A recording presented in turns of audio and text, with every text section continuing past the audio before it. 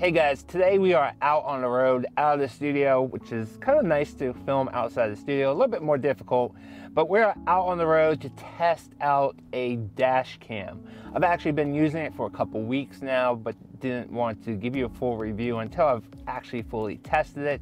I've actually been in the market for a dash cam for quite a long time, and if you've been in the market for one just like I have, definitely stay tuned.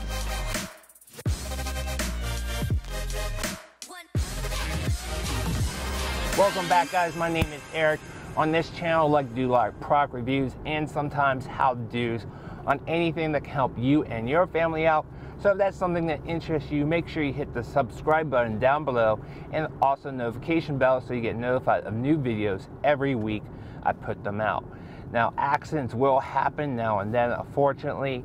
It's bad enough that accidents happen, but then when people start fighting about who's at fault, it just makes it even worse. So having video evidence of what happened is definitely a huge plus, and that's why everybody should have a dash camera. I've been looking at dash cameras for about 2 years now, but never pulled the trigger, so I couldn't find one that had all the features that I wanted at the cost that I wanted. Until more recently, I found this VanTrue N2 Pro, which has actually been out for a while. I've been keeping my eye on it. It's actually one of two models that I've been looking at. The other one is a lot more expensive, which I'm going to be doing a video of that one next week, so definitely stay tuned. But this one's probably going to go in my wife's car. So let's go ahead and jump into the unboxing and let you know what comes with it.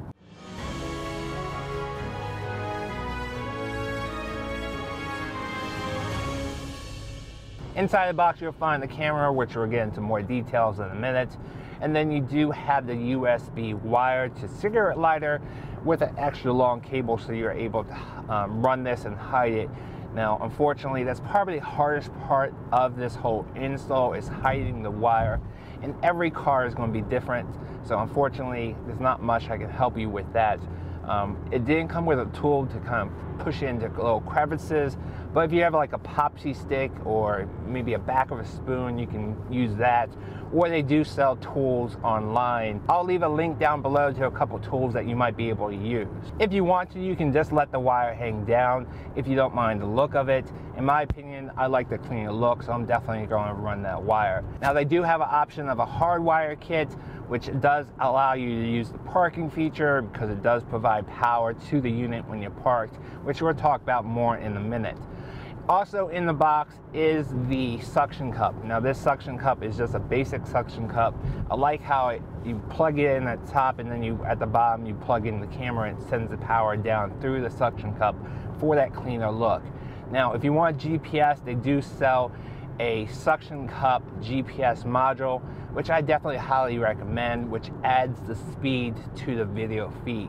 So it's definitely an option if you want to know your speed in the video feed.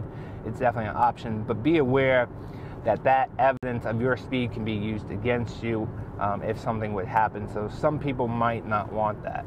As far as the features go, there are a lot of great features packed into this device. Since there's a bunch of resolutions that you can pick for your front camera only, I think it goes all the way up to like a 2K, but in most circumstances you're going to be using the dual cameras, and in dual camera mode you can only do in 1080p, which is good enough in my opinion.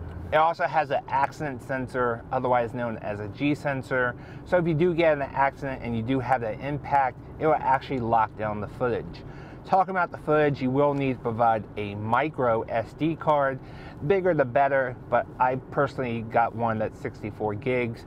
I use about 12 gigs a day, which is about an hour or so of driving. So once it reaches that 64 gigs, it's going to start rewriting over the data you already have. And because you're going to be erasing the data and looping it, you need to set up how long each clip is going to be, which it gives you the option. I believe it is 1 minute, 3 minutes, and 5 minutes. Personally, I just use the 3 minutes, and you know, if you want to, you can use it longer if you want to. Another great feature is the parking feature, which does record when you're parked, but understand that if you're using the cigarette lighter, you're not going to have power when it's parked. So you're going to need to provide a battery pack or a hardwire kit so it uses the power of your car. It does have a little battery built in, but not enough to provide power to the camera for very long. After you turn off the engine, and if you're using a cigarette lighter, I think it records for an additional 5 seconds or so. So just beware that if you want to use that parking feature, you will need a hardwire kit or the battery pack. Now, that's additional expense, but in my opinion, well worth it if you want that parking feature. There are a bunch of little settings that you can change if you want to, but I think in a dash camera, what it really comes down to is the video quality and the ability to have multiple cameras. And this one definitely has that. Now, this in the front camera, it is great during the day. Even in bright sunlight and in shade, it can definitely see what's going on. So it must have that high dynamic range. It definitely can handle bright sunlight coming down right on it and still be able to see everything. Night vision, definitely a big plus. The colors are great. You can see what's going on.